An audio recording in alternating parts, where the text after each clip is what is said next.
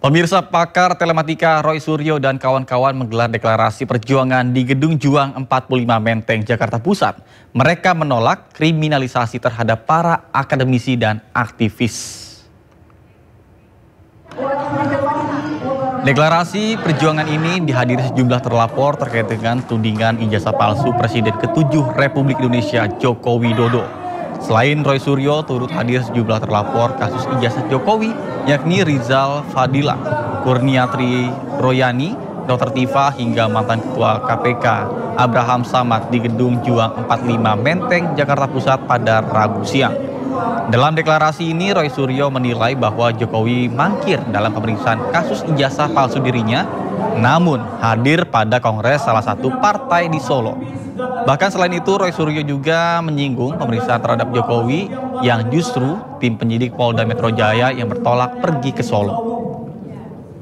Alat dan instrumen negara dalam hal ini, institusi. Jadi hari ini di tempat yang sangat bersejarah, Gedung Juang Menteng 45 ini, saya ingin teriakkan semangat. Harus berani, kita harus teriakkan kepada orang-orang, harus jujur. Ada orang yang tidak jujur, ngakunya sakit, tapi masih bisa teriak-teriak di kongres partai. Partai yang gambarnya gajah. Gajah yang artinya gak punya ijazah. Sangat ironis. Jadi kita minta politik berpulau, dan saya tidak akan berlama-lama. Mari kita satukan kekuatan kita dari Jogja, Jakarta, dan insya Allah kota-kota lain. Kita akan bergerak bersama, berani dan jujur. Apa yang dilakukan oleh pihak kepolisian dalam hal ini Polda Metro Jaya membuat SPDP terhadap 12 orang ini adalah salah satu bentuk ingin meneror sedikit agar supaya kalian menjadi kendor, agar supaya kalian menghentikan investigasi Anda terhadap ijazah Pak Jokowi.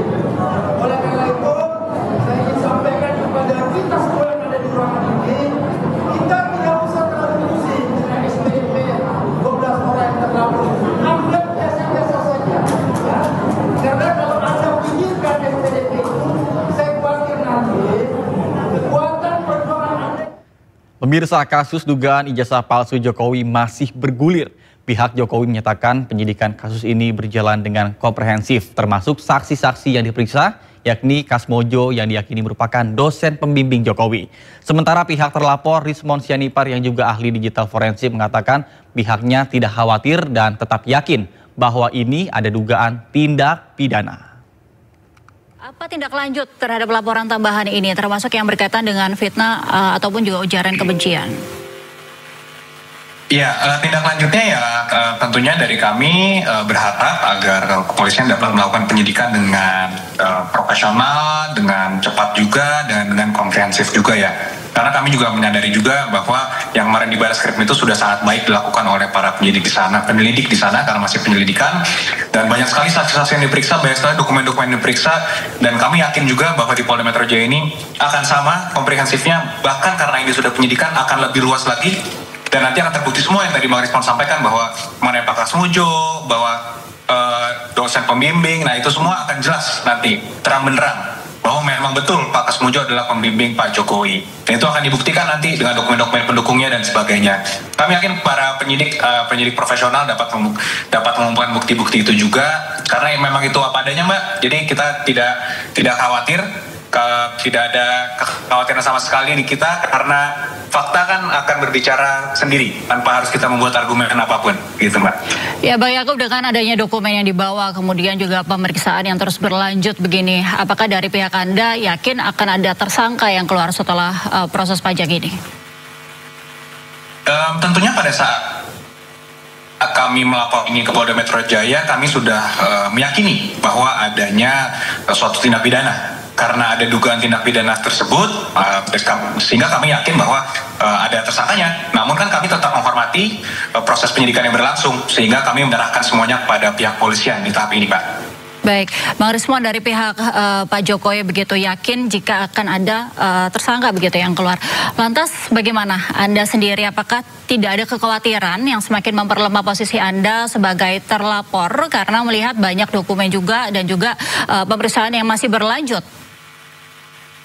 Ya, kami tentu tidak khawatir sama sekali ya, karena yang kami pegang adalah kajian ilmiah dan fakta-fakta yang kami dapatkan di lapangan. Jadi, oke, mari kita periksa sama-sama, dan Polda Metro Jaya juga ya, jangan asal-asalan, dalam arti kalau ada dokumen ya uji forensik. Karena dokumen itu gampang sekali direproduksi, dibuat-buat, sehingga mencocok-cocokkan, sehingga nanti proses akademiknya itu sesuai begitu. Jadi ya silahkan dilakukan forensik. Kami juga punya perlawanan yang tentu tidak kami buka sampai saat ini, begitu, Pak. Perlawanan yang tidak dibuka sampai saat ini seperti apa maksudnya, Pak?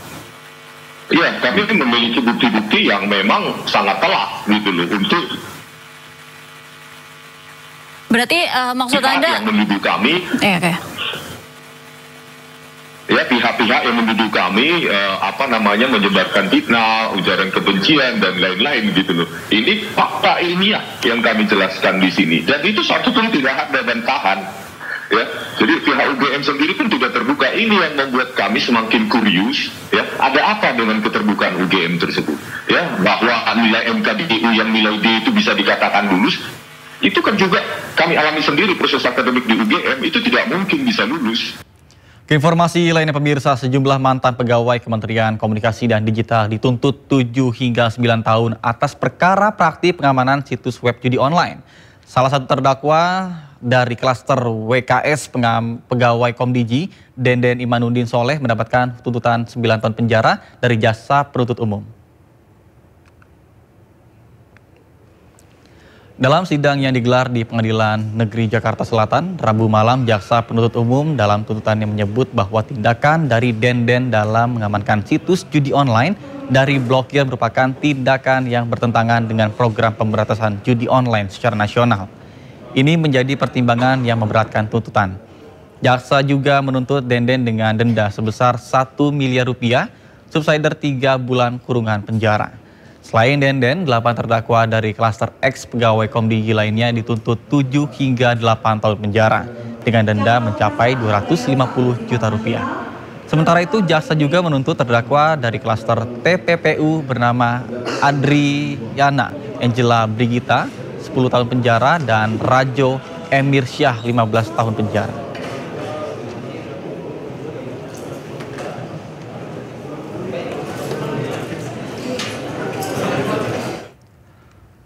Komnas HAM mendatangi kediaman keluarga diplomat Kemenlu Arya Daru Panggayunan di Bantul, Daerah Istimewa Yogyakarta. Informasi selengkapnya usai jadi berikut, tetap bersama kami di Sindosia.